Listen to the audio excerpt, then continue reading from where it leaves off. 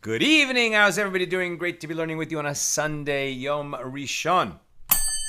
Let's light up the darkness. Who's in the house on a Sunday? Did you see the number of the pages that we're doing tonight?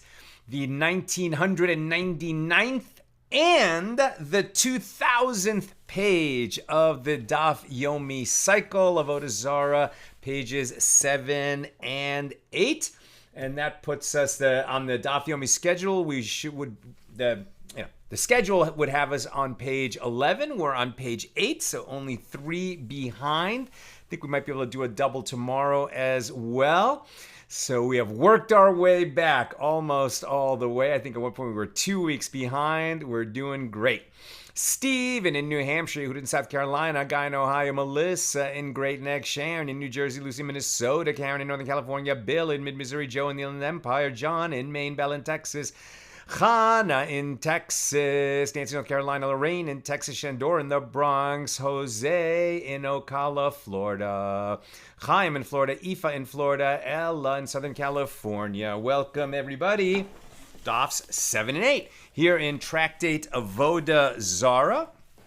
And with God's help, completing Mishna number 1 here in chapter 1, getting into 2 and moving into 3 as well. Yes, that is today. Got a little bit of a preview tomorrow as well. Yes, we're picking this up near the bottom of page 7a. The Gemara discusses other laws that are in accordance with the opinion of Rabbi Yehoshua ben Korcha, who we brought in at the end of yesterday's journey through the Daf. What was it that Rabbi Yehoshua ben Korcha held?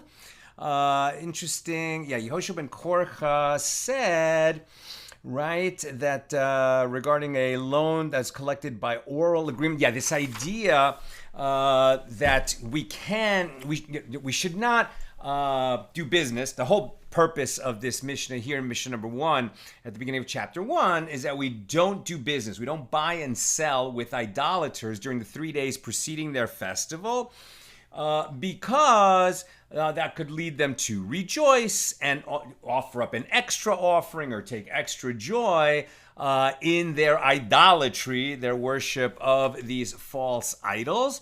And so we don't want to participate or give them reason to participate in that grave sin of idolatry. And that includes that you would collect debts from them, right? That you would even collect debts from them. And the question was asked, well, what joy does it give them when they part with their money because you came and collected a debt from them? Answer, there's great satisfaction in paying off a debt. So that can give a person joy. Now, the exception that when we say we don't do that is Rabbi Yehoshua ben Korcha points out that in the absence of a promissory note, when it's very difficult to collect a debt, but you have an opportunity to collect the debt from them on that day, then it is permitted to do that so that it shouldn't cause us a loss if there's going to be no other chance to get the loan paid back. Now, having brought in some teachings of Rabbi Yehoshua ben Korcha, here's a few more. The sages taught, this is not, so just listen to the whole Baraisa. The sages taught, a person may not say to another on Shabbos, does it seem that you will join me this evening?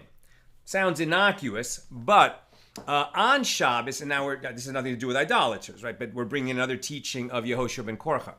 On Shabbos, we don't plan for after Shabbos. We don't do business on Shabbos, even in a kind of elliptical way. So what they're talking about here is a person who runs into his worker on Shabbos, and he says, okay, so after Shabbos ends, I have some work for you to do.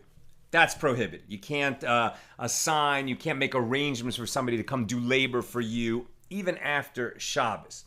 So what about a very indirect request? Does it seem that you will join me this evening? Where they both know that what's being said is, can you come and work for me this evening? So the sages said, no, you can't do that. But Rabbi Yehoshua ben Korcha says, a person may say to another on Sabbath, does it seem that you will join me this evening? In this case, he is not asking him explicitly, and Rabbi Bar Chana says that Rabbi Yochanan says the halacha is in accordance with the opinion of Rabbi Yehoshua ben Korcha. So this is a rare case where the more lenient opinion of the minority, right? Rabbi Yehoshua ben Korcha seems to be disagreeing with the sages. So normally he would be overruled. But in this case, we do follow the opinion of Rabbi Yehoshua ben Korcha. The sages taught, in the case of one who asks a question of a sage with regard to an issue of ritual impurity, tuma, and the sage rules that the item is impure. So for example, you are hoping to, bring this pile of grain with you. Now you can eat grain that is in a state of tuma, but if you're a Kohen and that happens to be teruma, so now it's disqualified. You can't eat it because you're a Kohen and you can't eat teruma in a state of impurity. It's teruma, so other people can't eat it. This would cause a loss. So you're hoping that it is not tamei. So in the case of one who asks a question of a sage with regard to an issue of tuma, and the sage rules that the item is tamei, so he may not go and ask the same question of another sage, hoping that he'll get a ruling that, no, actually it's pure. You can't go shopping for the more desirable answer after you get the stringent ruling from one sage and go looking to another sage to give you the more desirable ruling. And similarly, in the case of one who asks a sage a halachic question and he deems it forbidden, he may not ask the question of another sage and have him deem it permitted. For instance, a tiny bit of dairy fell into a meat stew. And then, depending on how little it is, the stew may still be permitted, it may not. You may not be sure exactly how much fell in, whatever. So this is the kind of question you typically take to a rabbi. And so if this rabbi gives you an answer, no, sorry, you can't eat that. You're going to have to throw away the cholent. And then you're like, well, maybe I could get a better answer from someone else. You can't do that. Now, in a situation where there were two sages sitting together, and one of them deems the item tamei, and the other one deems it tahor, right, impure, and the other one says pure, or if one of them deems it prohibited, and the other one deems it permitted, so the questioner should proceed as follows. If one of the sages was superior to the other in wisdom and in number, so then one should follow his ruling. And if not, he should follow the one who rules stringently. Rabbi Yehoshua ben Korcha comes and says, if the uncertainty exists with regard to a Torah law, then follow the one who rules stringently. But if the uncertainty exists with regard to a rabbinic law, then we follow the one who rules leniently.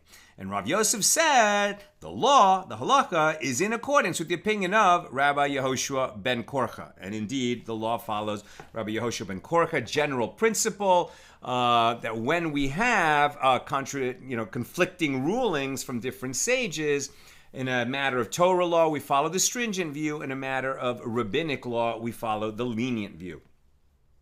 The sages taught, and with regard to all of the people who are not deemed credible due to sins that they performed, even when they retract and repent from their evil ways, society never accepts them. This is the statement of Rabbi Meir. Rabbi Yehuda says if they retract their ways in private, society does not accept them. But if they repent in public, then society accepts them. And there are those who say that there is another version of this discussion. If they perform their sinful matters in private, then when they repent, society accepts them. But if they perform their sins in public, society does not accept them. However, Rabbi Shimon and Rabbi Yehoshua ben Korcha say, both in this case where they sinned in private and in that case where they sinned in public, society accepts them when they make a teshuvah, when they make an atonement. As it is stated, Jeremiah 3:22, return you backsliding children, and I will heal your backslidings. Rabbi Yitzchak of the village of Akko says that Rabbi Yochanan says the law is in accordance with the opinion of that pair, meaning Rabbi Shimon and Rabbi Yehoshua ben Korcha. Meaning penitents, right? People who make a teshuvah, people who make an atonement, who repent of the wicked deeds they did in the past, are accepted back into society regardless of whether the sins they committed were in public or in private. And that concludes our discussion of Mishnah number 1. We're on page 7b, and we move on to Mishnah number 2 here in chapter 1 of Tractate Avoda Zara. Rabbi Yishmael says, on the 3 days before the festivals of the idolaters and on the 3 days after them, it is prohibited to engage in business with those idolaters. And the rabbis say it is prohibited to engage in business with them before their festivals, but it is permitted to engage in business with them after their festivals. Now, didn't Mishnah number 1 say it is prohibited to engage in business with the idolaters on the 3 days preceding their festivals? Here it sounds like Rabbi Yishmael agrees with that. He added, and also the 3 days after their festivals. And then the majority overruled Rabbi Yishmael and said, no, only the 3 days before.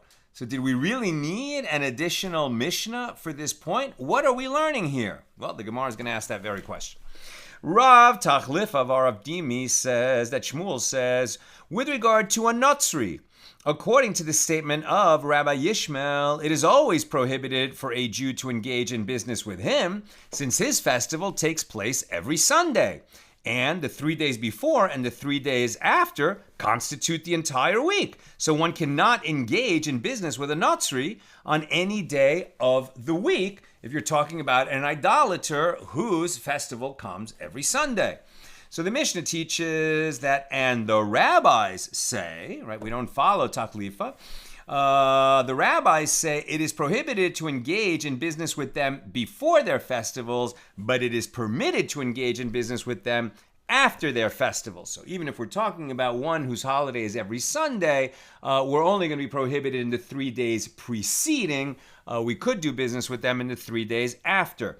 And the Gemara raises a difficulty. The statement of the rabbis is identical to the statement of the first Tana in our first Mishnah on page 2a, who said that it is prohibited to engage in business with with idolaters during the 3 days before their festival.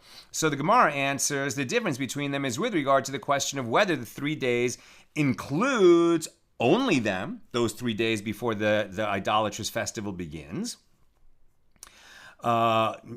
without their festival, the 3 days before, or if the festival is counted as one of the 3 days. We looked at this question before, so if the festival is 1 day and it's counted as one of the 3 days, then we would only be prohibited from doing business with them for the 2 days preceding that. And the first Tana holds that the 3 days is referring to them, the whole 3 days before the festival begins, without their festivals. And the later rabbis cited in this Mishnah hold that the 3 days include them and their festivals. So that would seem to be a difference here. So are we saying only the 2 days before the festival plus the festival itself, according to this Mishnah? Is that overruling the previous Mishnah? Is this a different view? What's going on? If you wish, say that the difference between the rabbis and the rabbis in this Mishnah and the first Tana in the previous Mishnah is with regard to one who ignored this injunction and engaged in business with the idolaters before their festival. So in that situation, the first Tana, the anonymous Tana of the first Mishnah, holds that if one did engage in business, it is permitted to derive benefit from the profits, and the later rabbis hold that if one engaged in business, it is prohibited to derive benefit from those profits. And if you wish, say that the difference between the rabbis and the first Tana is with regard to the statement of Shmuel. What did Shmuel say? As Shmuel says in the diaspora, so now we're talking about outside the land of Israel, it is prohibited to engage in business with idolaters only on their festival day itself. That is the halacha, that is the law. And the first Tana is of the opinion that the law is in accordance with the opinion of Shmuel, and the later rabbis are not of the opinion that the law is in accordance with the opinion of Shmuel. That is where the law ends up. This idea that we Jews may not do business with idolaters during the 3 days preceding their idolatrous festival, so that only applies in the land of Israel. Outside of Israel, we can't do business with them during the day of their festival, but we don't have this 3-day prohibition leading up to their festival. Why? Interesting. The idolaters in the diaspora, meaning outside the land of Israel, are less devout and less committed to their idol worship than those of the land of Israel. Right? Quite interesting that the idolaters, at least back then, right, who were practicing their idolatry in the Holy Land, were more devoted to their idolatry and making a point of it than idolaters outside the Holy Land. So that's a difference. And moreover, Jewish people have reason to fear the idolaters in the diaspora, where we're not, we're not rooted in our land, in the promised land, the land promised by Hashem to the Jewish people. So there's greater danger. And we're also, we're mixed up with all these other nations, and we're a tiny minority, sometimes a tiny, tiny minority. But nowhere are we a majority of the people like we are in the Holy Land, and that increases the danger.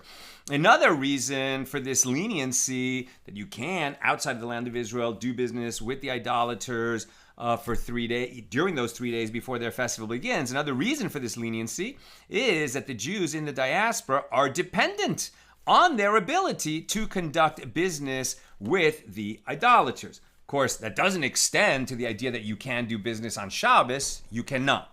But you can do business with the idolaters on all the days of the week, on all the other days of the week, so long as it's not landing on an actual idolatrous festival of the idolaters. If you wish, say that the difference between the rabbis in this Mishnah and the Tana of the first Mishnah is with regard to the statement of Nachum the Mede. So who was Nachum the Mede?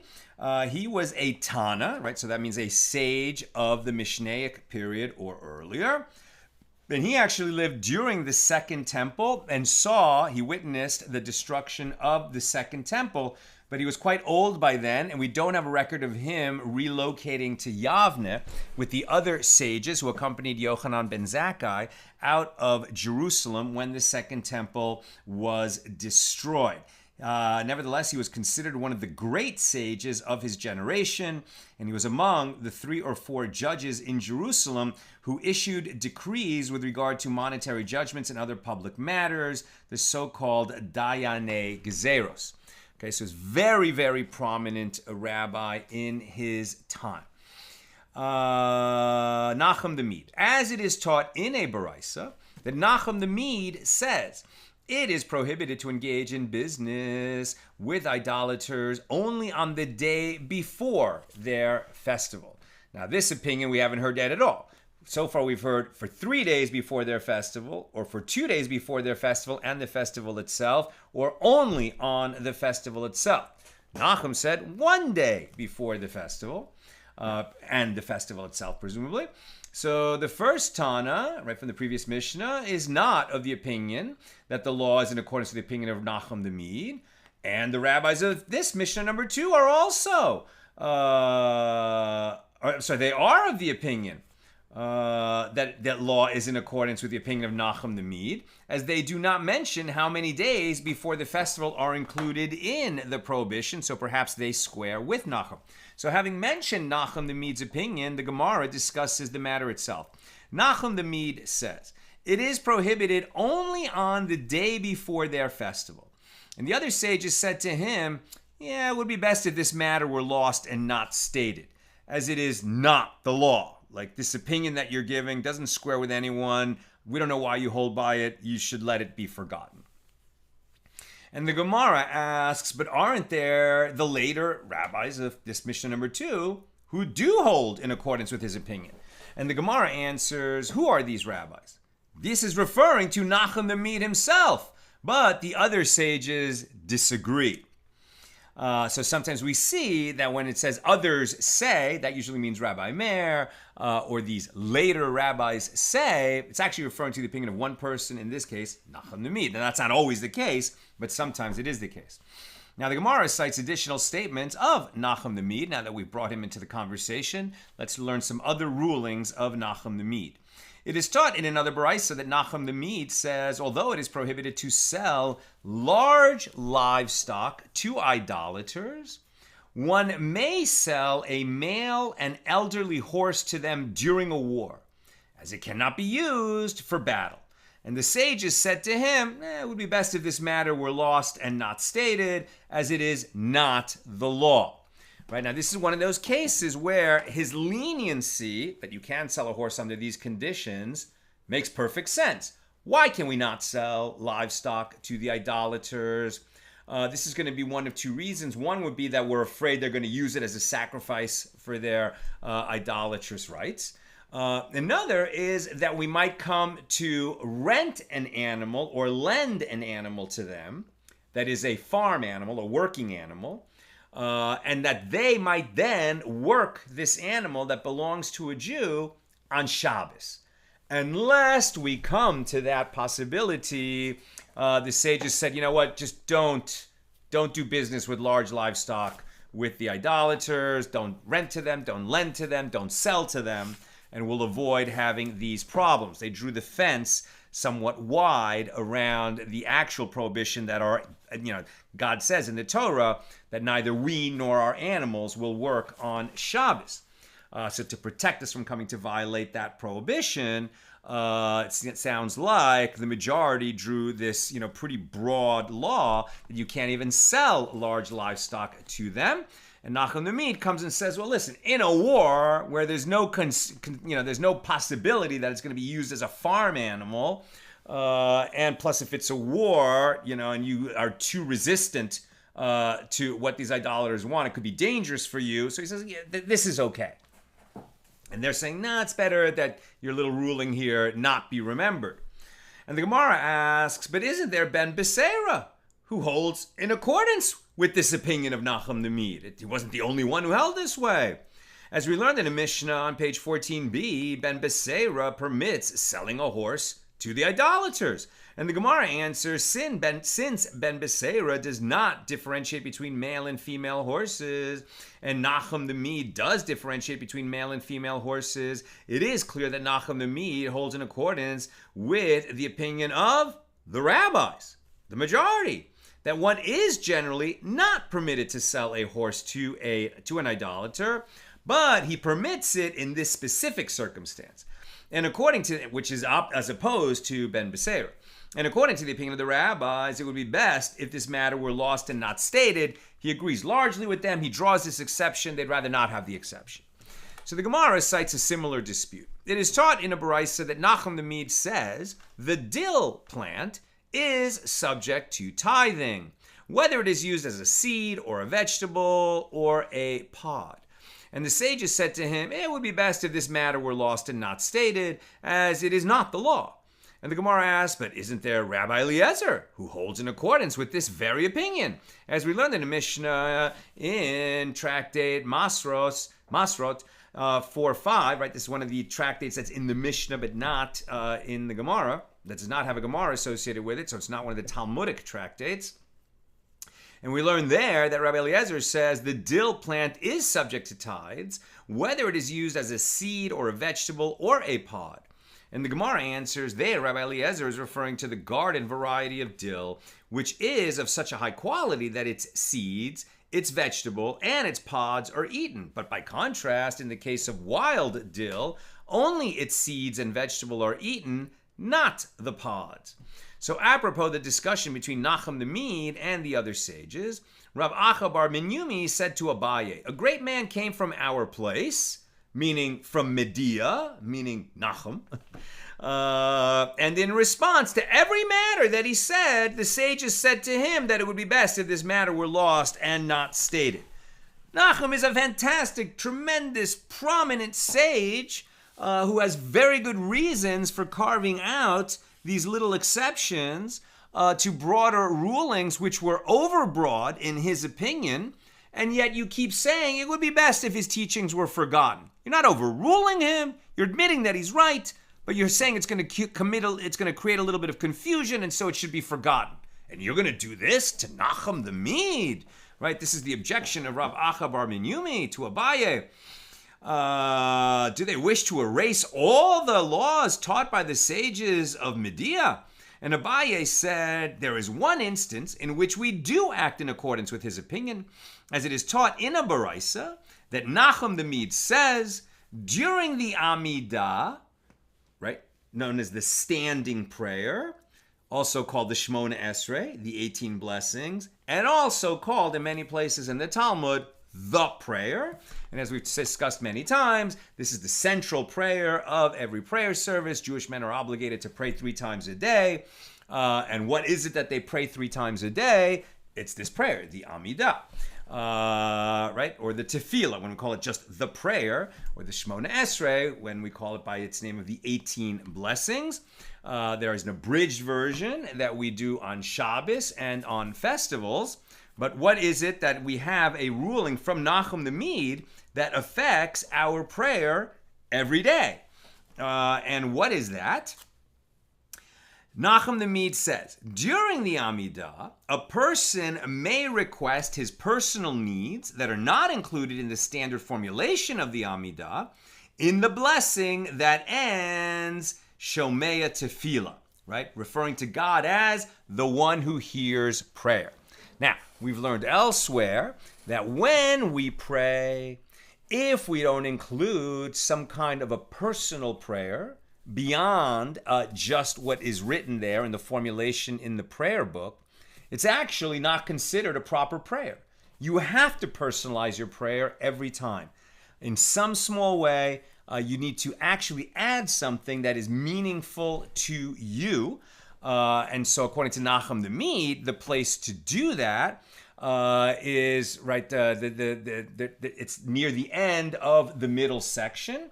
Right. We open with the 3 blessings that address God, the God of our forefathers, the all-powerful God, etc. Then we go into the middle section where we say, the God who saves us, the God who loves justice, the God, who will destroy the wicked ones who persecute the Jews, the God who heals the sick, the God who blesses the years, etc. That's the whole middle section where we thank and bless God for all these important things that God does for us. And then there's the last section, which is more about thanking God and blessing God for granting us peace. Now, in that middle section, the area where it's appropriate to do that is right before we bless God, the God who hears prayers, right? That's the kind of general provision where it is good to say to God, please God, take care of me. This is what we really need. But that's not the only place where you can add personal prayers. If you're praying for somebody who's ill, you can pray for them in this section where we're saying God who heals the sick. And if you need livelihood, parnasa, you can insert that in the area where we say God who blesses the years, which is all about livelihood. But in that, the last part of those middle prayers, where we're saying the God who hears prayer, that's where you can insert any kind of prayer, including for the sick or for livelihood or anything else that is a worthy prayer for you to be adding into that middle section. And so about inserting those personal prayers in the little paragraph about the God who hears prayer, we learned that from Nachum the Mede. So we follow Nachum the Mede's teaching in this very important and daily matter. Rav Acha Bar Menyumi elaborates, as it is taught in Baraisa, the Rabbi Eliezer says, a person should request his own needs first, before he's even started the Amidah, and then afterward recite the Amidah, as it is stated, a prayer of the afflicted, Psalm 102. So these verses indicate that one first requests help concerning his afflictions and pains, and only afterward pours forth his sikha, his prayer, as is formulated by the sages in the Amidah. And sikha means nothing other than prayer, as in the prayer. As it is stated, and Isaac went out to meditate le'asuach in the field. Right, we learn from Isaac the afternoon prayer, the prayer. From Abraham, our father Abraham, we learned the morning prayer. From our father Jacob, we learned the evening prayer. And from our father Isaac, or Yitzchak, we learned the afternoon prayer. Rabbi Yehoshua says one should pray first and afterward request his own needs. Right, so the first opinion, Rabbi Eliezer says, first you request your needs, then you engage in the Amidah, right? You've sort of like poured out your heart about your personal stuff. Then you can go into a more communal prayer where we're all praying the same words and asking God to bless and heal and succor and help and save the nation. So he says, get the personal prayer done first, and then pray as a member of the community, so to speak. Rabbi Yehoshua disagrees and says one should first pray, right, the communal prayer, and afterward request his own needs. As it is stated, I pour out sichi before him, I declare before him my trouble, from Psalm 142. Now, neither one of those opinions talks about inserting personal prayers in the Amidah, so neither one of those opinions squares with Nachum the Mede so far. Eliezer as well, isn't it written, I pour out before him, I declare before him my trouble? Why do you disagree with Rabbi Yehoshua? And the Gemara answers, according to Rabbi Eliezer, this is what the verse is saying, I pour out my sikha before him, and I have already declared before him my trouble. And the Gemara asks with regard to Rabbi Yehoshua's opinion, and according to Rabbi Yehoshua as well, isn't it written, a prayer of the afflicted, where he is faint, and pours out sikho before the Lord. So the Gemara answers, according to Yehoshua, this is what the verse is saying, when is there a prayer of the afflicted? When he has already poured out sikho before the Lord, and now he can request his own needs. So the Gemara knows, well, now it is clear that the verses themselves do not fit precisely in accordance with the opinion of this sage, and do not fit precisely in accordance with the opinion of that sage. That's why there's room for them to disagree. As one verse indicates that the prayer is recited before stating a personal request, while the other suggests that first one states his personal request and then prays. So evidently, the dispute between Rabbi Eliezer and Rabbi Yehoshua is not based on the verses, but it depends on some other issue. Therefore, the Gemara asks, with regard to what principle do they disagree? They disagree with regard to that which Rabbi Simlai taught.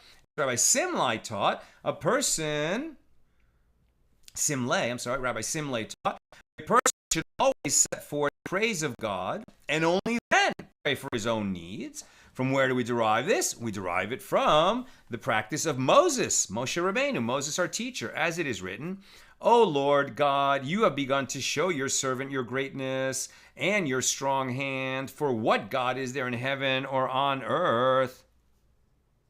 What's going on? Are we glitching? Sound glitches, freezing up. Sorry about that. Hold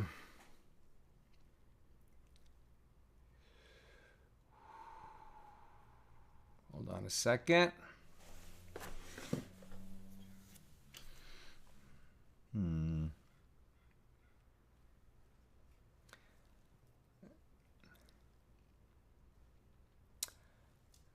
pausing to see if the Wi-Fi can catch up a little bit.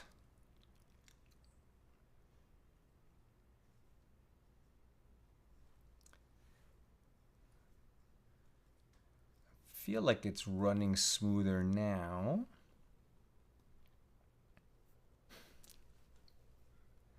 Is it because I talk too fast?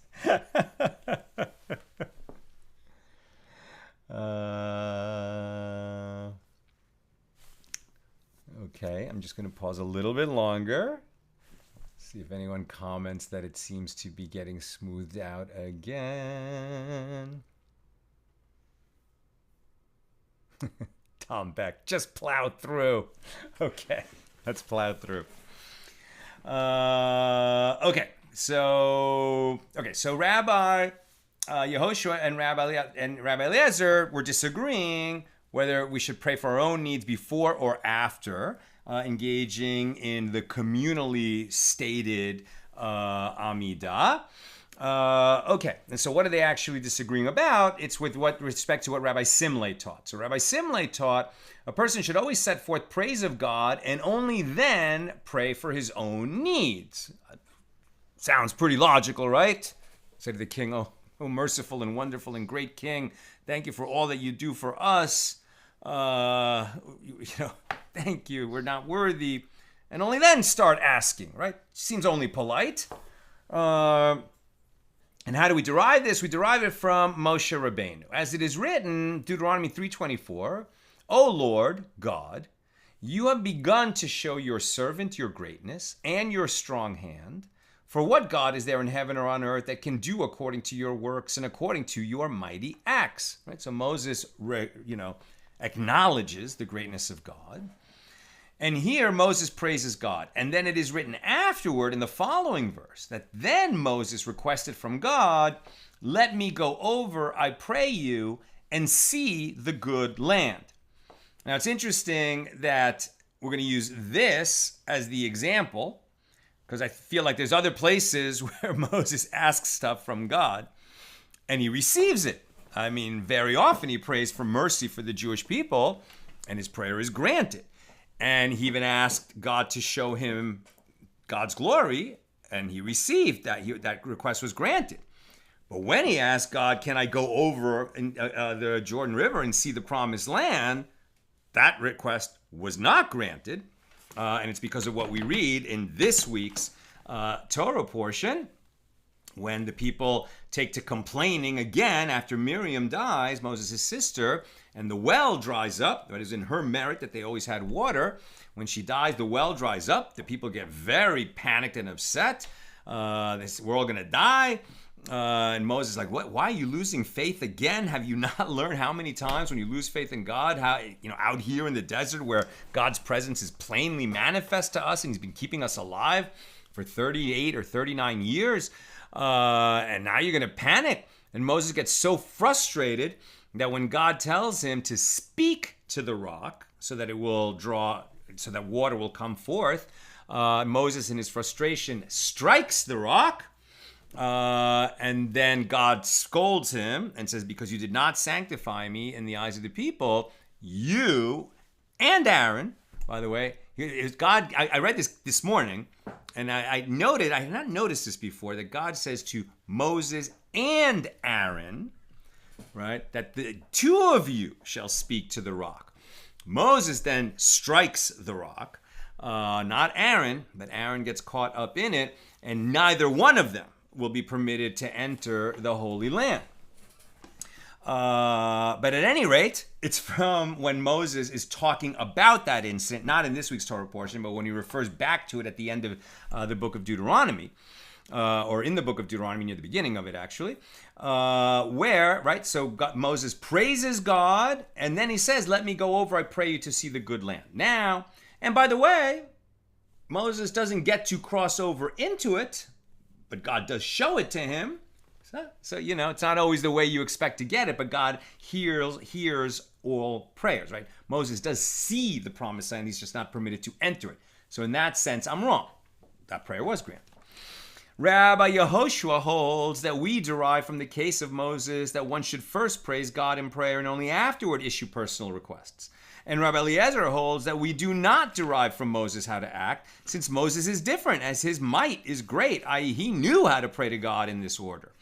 And the rabbis say the law is not in accordance with the statement of this sage, who says that one should issue personal requests before praying, nor is it in accordance with the statement of that sage, who says that the personal request should follow prayer. Rather, a person requests his own needs in the blessing ending who listens to prayer. Shomei tefillah. Who told us that? Nachum the Mede. So in this sense, right, Nachum the Mede, maybe some of his other rulings, the sages didn't like it, and it was said that it was best forgotten, although they are recorded here in the Gemara. But when it comes to where do we insert our personal requests, that is the law, that is what we follow, and it certainly says it in every prayer book that you can insert personal prayers right here at the end of the description of the God who hears prayer, and before you say, blessed are you, the God who hears prayer.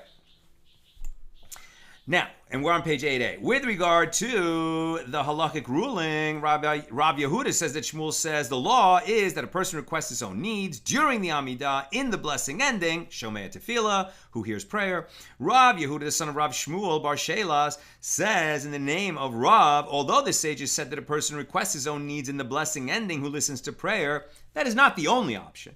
Rather, if he wishes to recite at the conclusion of each and every blessing personal requests that reflect the nature of each and every blessing, he may recite them. That's why you can pray for healing of yourself or somebody who needs a healing in the paragraph about God the healer, or request livelihood in the paragraph about God who blesses the years. You know, if you want to be a judge who judges justly, it'd be good to insert that in the prayer about, God who loves justice, etc. Similarly, Rav Chia bar Ashi says that Rav says, although the sages said that a person requests his own needs in the blessing ending who listens to prayer, if he has a sick person in his house, he recites a special prayer for him during the blessing of the sick. And if he is in need of sustenance, he recites a request during the blessing of the years. Rabbi Yehoshua ben Levi says, although the sages said that a person requests his own needs in the blessing ending, Shomei tefillah, but if one wishes to recite prayers and supplications after finishing his Amidah, a prayer, then even if his personal requests are as long as the order of the confession of Yom Kippur, he may recite them. Right? And this is often why, I personally, I'm always trying to learn. I'm always trying to keep up. I'm always trying to do what my community is doing, even though those guys all grew up religious and their families have been religious for many generations. And sometimes it's very difficult for me to keep up with them. But there are times when I just need to sink into the prayer, and as long as I'm not leading, if you're leading, you can't do this because you have to, move at the pace of the community. But if you're not leading and you're off to the side, and you can just kind of like do your own thing, and you try not to tarry so much so that you can be with them when there's the repetition of the Amidah. In the evening prayer, that's not an issue. But then afterwards, sometimes I just hang out. I try to just hang out with the Lord. And it's like the prayer brought me to a place of feeling close to God. And then there's a lot that I'm just trying to think about and process and be focused on. Especially like the things that I need, that my family needs, but also the kinds of prayers where I know I could do better. I know I could do better. I know I could be a better person, a harder working person, a more spiritual person, a more devoted person, a better, father or husband, like all the ways that we need to be striving to improve, because we could all be doing better. We could all be doing better no matter where we're at. We could probably, in my case, I could be doing a lot better. But praying for assistance and strength and focus, it really helps making those kinds of improvements. So from time to time, it's great to do that, right? At the end of the Amidah, just really sink into it and hang out, and the other people leave the room, so be it. And that concludes our discussion of Mishnah number 2. Now, Mishnah number 3. And these are the festivals of the idolaters, Kalenda, Saturnalia, and Cratesis. and the day of the festival of their kings, and the birthday of the king, and the anniversary of the day of the death of the king. This is the statement of Rabbi Meir. And the rabbis say every death that includes public burning is a festival that includes idolatry, and any death that does not include public burning is not a festival that includes idolatry. But in the case of the day of shaving, this, i.e. an idolater's beard and his locks of hair, and the day of his ascent from the sea, and the day that he left prison, and also in the case of an idolater who prepared a wedding feast for his son and celebrates on that day, engaging in business is prohibited only on that day and with that man. That's Mishnah number 3. So at the end of yesterday, Bill pointed out that what he had learned about the way that the Romans celebrated their festivals didn't square with this idea of the 8 days before the winter solstice and the 8 days that would be for Saturnalia, and the 8 days after the winter solstice for Kalenda. And indeed, Rav Steinsaltz is basically agreeing with you, and it doesn't mean that the sages are wrong. Right, so the note here is like this. Kalenda. From the Latin calende or calende or calends in English, which is the first day of each month in the Roman calendar. And when the sages use this term, they are referring specifically to the calends at the beginning of the year, January 1st. The calende January, however you pronounce that, or the first day of January. As explained here, this day falls 8 days after the winter solstice, or December, comes on December 22nd, more or less. And on this day, the Romans would celebrate with circus shows and similar events and sacrifice offerings to their gods. So interesting, he would agree that in terms of calends, it's not an 8-day festival. It really happens on the 1st of January. That's what they're talking about. Nevertheless, not so unexpected, since the winter solstice is meaningful and there's a holiday before that, which we'll talk about in a second, those 8 days become, kind of like the winter break, right? And so they are involved in similar, almost like to the way that we say about Shavuos, which is a 2-day festival, but it ends up being a week-long festival because, people got to walk all the way to Jerusalem. They bring sacrifices. They can't bring them all on the same day. And so there are days that are not totally imbued with the sanctity of the festival itself, but yet festivities of the festival are still ongoing. So that's one aspect of what the sages are saying. And another, as we're going to read about momentarily, is that these holidays were not invented by the Romans. As is so often the case, a new culture will come and attach its name and its practices to a holiday that was already there and is much older, as we'll see. And then with respect to Saturnalia, this is the Roman festival celebrated between the 17th and the 22nd of September. The Romans would sacrifice offerings to the god Saturn, along with many kinds of festive activities. For example, freeing slaves, Gemara. Rav Chanan bar Rava Januarius. Thank you, Januarius. For January. Rav Chanan bar Rava says, when are these festivals celebrated? Kalenda is celebrated during the 8 days after the winter solstice, and Saturnalia is celebrated during the 8 days before the winter solstice. And mnemonic to remember which festival is that, which is that the one that occurs after the solstice is mentioned first in the Mishna, and the festival that takes place before the solstice is mentioned after. Help you remember that. You have hemmed me in behind and before, and laid your hand upon me from Psalm 139. Now, with regard to the dates of these festivals, the sages taught when somebody visited our class and asked a question a few days ago, must have been referring to this very famous teaching. With regard to when these festivals occur, like I said to you, much older than Rome.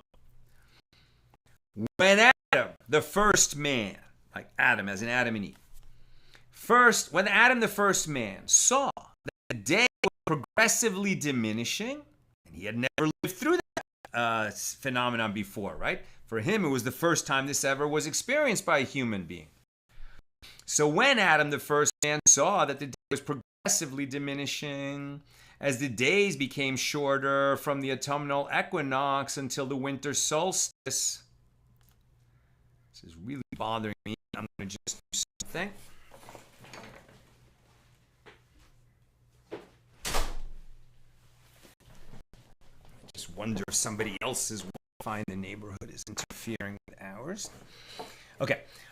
When Adam, the first man, saw that the day was progressively diminishing, as the days became shorter from the autumnal equinox until the winter solstice, right? Autumnal equinox, meaning September 21st, when day and night are equal. And then we're getting into the winter, right? So the night's growing longer and longer compared to the days. The day was progressively shrinking, right? Night growing longer, day growing shorter. The sun reaching, the high point of the sun each day is a little lower in the sky. And he said, Adam, Adam Rishon, Adam, the first man, says to himself, clearly the days become shorter. The days are progressively diminishing. And so he said to himself, woe is me. Perhaps because I sinned, in the sin of the eating from the tree of knowledge of good and evil, perhaps because I sinned, the world is becoming dark around me, and will ultimately return to the primordial state of chaos and disorder. And this is the manner of the death that was sentenced upon me from heaven, as it is written, and to dust shall you return, in Genesis 3:19. So he arose and he spent 8 days in fasting and prayer. Once he saw that the season of Teves, i.e. the winter solstice, had arrived, and then he saw that the day was progressively lengthening again after the solstice, he said, clearly the days become shorter, and then they become longer. And this is the order of the world. So he went and observed a festival of 8 days to celebrate, right? So he was thinking it was going lower and lower and lower, and he was thinking, oh my God, we're going to die, and the way we're going to die is that the world's going to go dark and go back to the chaos before God created the universe. When he saw the days getting longer again, he celebrated. And so this is the root origin of what the Romans came to call Saturnalia, and what the Romans came to, refer to sort of loosely as calends, but really the calends of January. But really, it's the holiday period surrounding the end of the days growing shorter and the beginning of the days growing longer again in the northern hemisphere, of course. So upon the next year, he observed both these 8 days on which he had fasted in the previous year and these 8 days of his celebration as days of festivities. And he, Adam, established these festivals for the sake of heaven. But they, the idolaters of later generations, established them for the sake of idolatry, right? So the concept being that the early generations from Adam forward who were in touch with Hashem and who didn't imagine to be idolaters, they were rejoicing in that God had ordered the world in this way, that the days shrink as winter comes on, and then they start getting longer again. How did humans who were created by God and were very aware of God end up becoming idolaters? Because sort of God went a little bit quiet, and then they understood that the stars in the sky were these channels by which God's blessing came into the world. And after a while, they started addressing the stars as independent entities rather than channels.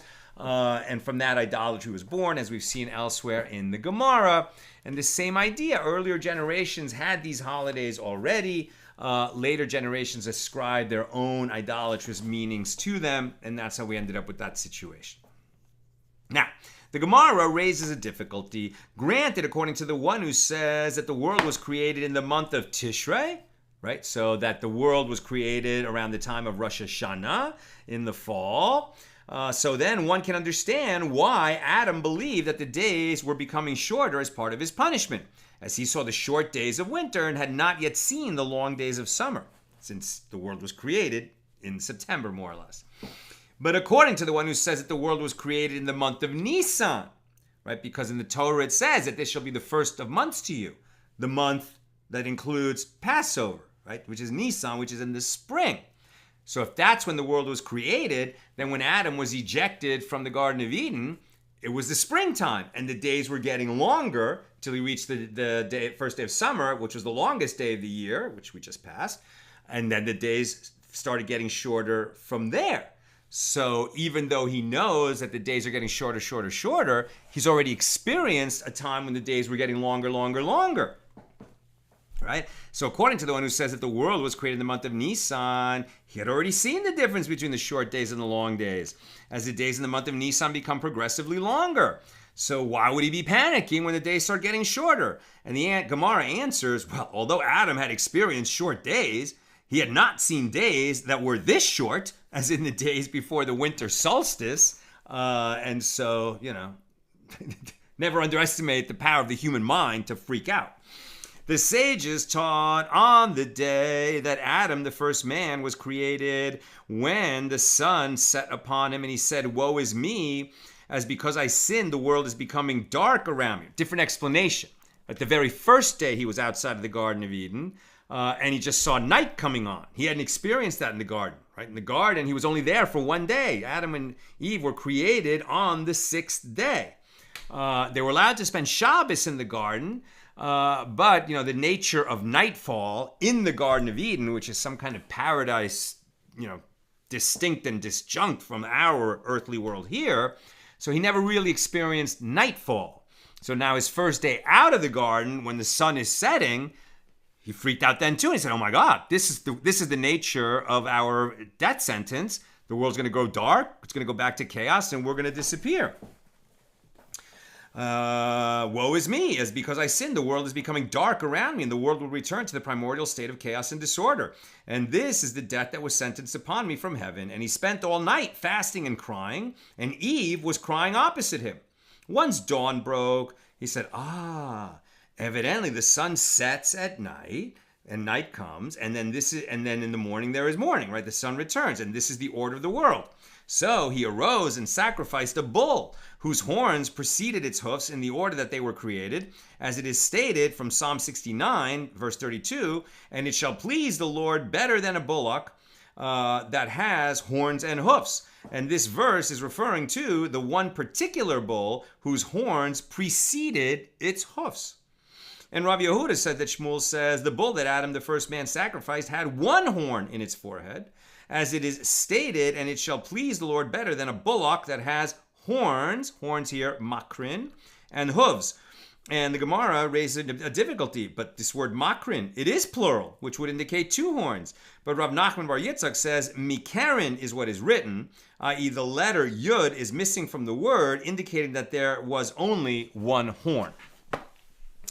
New subject, Rav Matana says, since Rome established the festival of Calenda on a specific date, and all of the nearby towns are ruled by Rome, i.e. they pay their tax to Rome and provide its needs, but do not themselves celebrate the festival, is it prohibited or permitted to engage in business transactions with the idolatrous residents of those towns?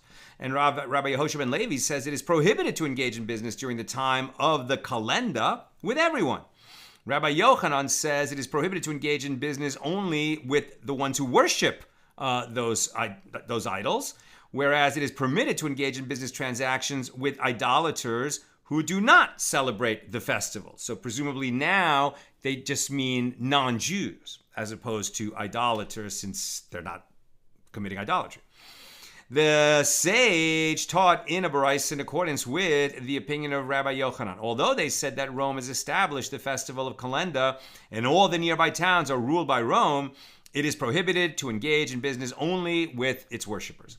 The baraisa continues with regard to the festivals Saturnalia and Cratisis, and the day of the festival of their kings and the day on which their king was crowned. These are all days where the idolaters will offer sacrifices to their idols. The law is that before the festival, it is prohibited to engage in business transactions, whereas after the festival, it is permitted.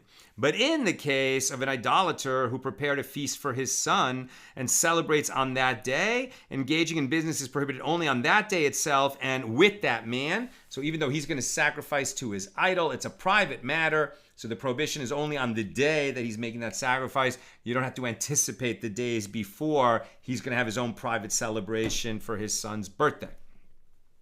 Rav Ashi said, we learn in the Mishnah as well, in accordance with Rabbi Yochanan's statement, that the prohibition applies only to idolaters who celebrate the festival, not to people who are ruled by them.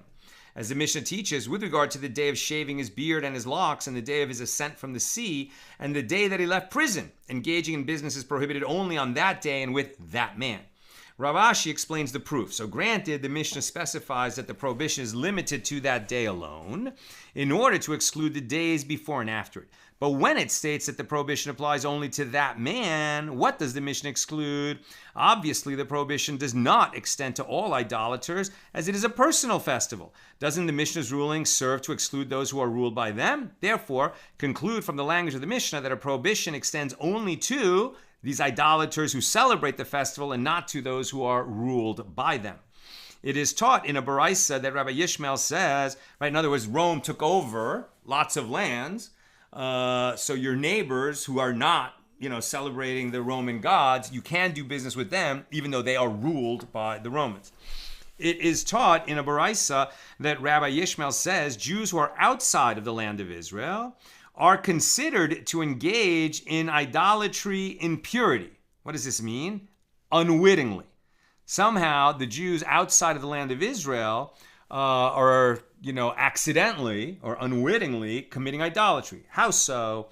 In the case of an idolater who prepared a feast for the marriage of his son, and he invited all the Jews in his town, even though they eat of their own kosher food, and they drink of their own kosher beverages, and their own attendant stands before them, the verse ascribes guilt to them as though they ate the offerings to the dead, i.e. to idols, as it is stated, and sacrificed to their gods, and they call you, and you eat of their sacrifice, from Exodus 34:15, meaning since Jews participate in a feast in which the idolater sacrifices offerings to his idol, it is as though they partook of the offering themselves.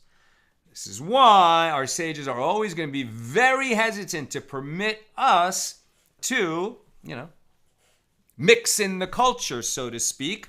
Now we see, outside of Eretz Yisrael, there's a limit to that prohibition because there's danger to Jews, who will not, out of respect, to just come and show respect to the ruler of the town, etc. But you have to be so careful to not be present at any kind of group event that can be considered idolatrous. The Gemara asks, but why not say that the verse is criticizing the Jews only once they actually eat from the sacrifice? And Rava said, if that is what is meant, let the verse say only, and you eat of their sacrifice. What is meant by the additional phrase, and they call you? This indicates that the prohibition occurs from the time of the call. Therefore, during all the 30 days that follow the wedding celebration, if the idolater invites a Jew to a feast, whether he said to the Jew that the feast is due to the wedding celebration, or whether he did not say to him that the feast is due to the wedding celebration, it is prohibited to attend, as it is assumed the festivity is part of the wedding celebration. And from this point forward, if he said to him that the feast is due to the wedding celebration, it is prohibited to participate. But if he did not say to him that the feast is due to the wedding celebration, it is permitted to do so. So wherever these idolaters are having a feast, and part of their religion is, worshiping and thanking and making offerings to their statues, their gods of wood and stone and metal, you just can't be part of that as a Jew in any way. And it's not easy to know, exactly what they're doing and whether we're going to be part of it or not. Now, obviously, in the ancient world, this is a much bigger concern where we were kind of the only monotheists. Today, when you're talking about surrounding culture, which is just atheist, or which is Christian, right? Which is a monotheistic religion, which embraces so much of the Jewish Bible, it's a question for your rabbi. ask your rabbi what's involved. I'm almost done. We are on page 8b. If you have questions or comments, please get them in now. The Gemara asks, and... Oh, come on, really? Okay. And in a case... The Gemara asks, and in a case where he said to him that the feast is due to the wedding celebration, until when is the feast assumed to be connected to idolatry? And Rav Papa said, until 12 months of the year have passed since the wedding. And the Gemara asks, and initially before the wedding, from when is it prohibited? And Rav Papa said in the name of Rava, from the time when they cast barley into the mortars to prepare beer for the wedding. And the Gemara asks, and after the 12 months of the year have passed since the wedding, is it always permitted to participate in a feast? But Rav Yitzchak, the son of Rav Mecharshia, happened to come to the house of a certain idolater after 12 months of the year had passed since his son's wedding, and he heard the idolater giving thanks to his idol for the marriage of his son. And so he withdrew from the feast, and he did not eat there. And the Gemara answers, Rav Yitzchak, the son of Rav Mecharshia, is different as he is an important person, and therefore his presence by itself can cause the idolater to rejoice that he's brought this Jew, somewhat near to the idolatry connected even 12 months after that wedding feast. Now, it's not mentioned here. It wasn't mentioned in the two dafs we covered today. Maybe it's coming up soon. But I am reminded, and it's a teaching elsewhere that we learned in Tractate Megillah, about Purim and the story in the book of Esther, where what did the Jews do that caused a decree to be passed on them, instigated by Haman and approved by Ahasuerus, that all the Jews in the world would be killed, would be murdered on the same day. That's what was going on in the book of Esther. And we had a teaching in the Gemara that it's because they went to that idolatrous feast. And even though Ahasuerus decreed that everybody can eat their own food and drink their own drink, and each could eat according to his own custom, which is sort of like, which is the way they were lured in. But it says exactly what we read here, that even if you're allowed to eat your own food, it's a problem because at that feast, idolatry is going on, and you are, to some extent, a participant in it. A few questions. Sharon, can you redeem a slave during those 3 days from an idolater? Fascinating question. You can't do business with them. Can you redeem a Jewish slave? I would think that that's such a big mitzvah, right? That to bring a Jew back out of captivity, which is what it is, if he's being kept as a slave, by a Roman, that even if giving all this money to the Roman is going to cause him to rejoice in his idol, the fact that you're freeing the Jew should justify it. Now, that's my instinct. I don't know.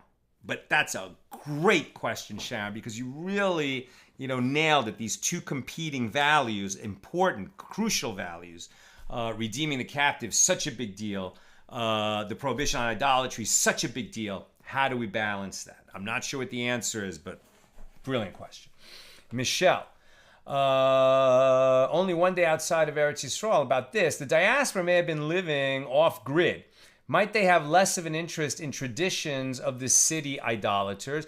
Could they be only interested in doing their own thing? Oh, this idea that the idolaters outside the land of Israel are less committed to idolatry, and that's why our prohibition of doing business with them is only on the day of the festival and not the days leading up to it.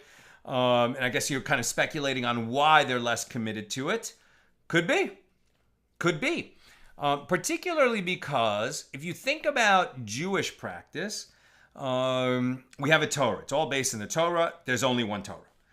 When you think about how idolatry develops, right? There's, thousands, hundreds of thousands, millions of different brands and types and streams of idolatry. And sort of without that central command, as it were, there's going to be people who are more pious, less pious, and maybe they're more pious in the land and more pious where they're making a point of it in Eretz Yisrael.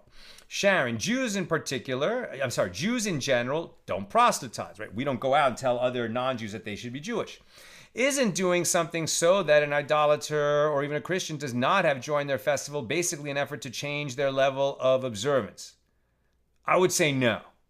No, because it's not that you're trying to get them to not be idolatrous.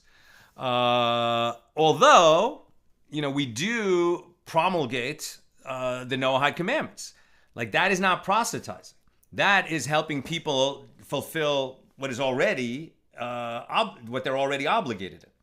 We're not asking them to change their religion. All humans are obligated in the Noahide commandments, and that includes don't commit idolatry. We also don't want to be participating in their idolatry at all. So that's putting a stumbling block before the blind or causing them to rejoice. It's like you're participating in that idolatry in some indirect manner. But I don't think I would consider it proselytizing to, just by observing our own prohibitions, not enabling them to break Noahide commandments. That's the way I'm reading that. Tom, when I first started going to synagogue in my 40s, it took me a long time to understand that everyone prays at their own pace. Just so. I would wonder why some people stood or seemed to be doing things differently. Eventually, I came to understand how personal, individual the experience is, even during a communal service. Yeah, and I think that people, who become accustomed to a prayer service in a conservative synagogue or reform synagogue, when they go to an Orthodox synagogue, they're like, what's going on? It seems so chaotic because everybody is not doing the same thing at the same time. There are places where most of us coalesce. Some continue doing their own thing. But there's so much of the time, especially in daily prayer, as opposed to, on Shabbos, there's more of an effort with a chazan and making it a little bit bigger and slower.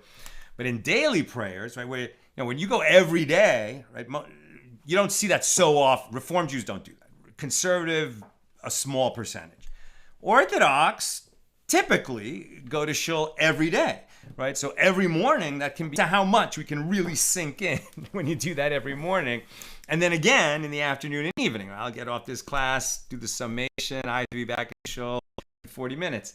And so there is definitely more of a kind of a chaotic nature to it, and people moving at their pace, and people not saying the same things at the same time.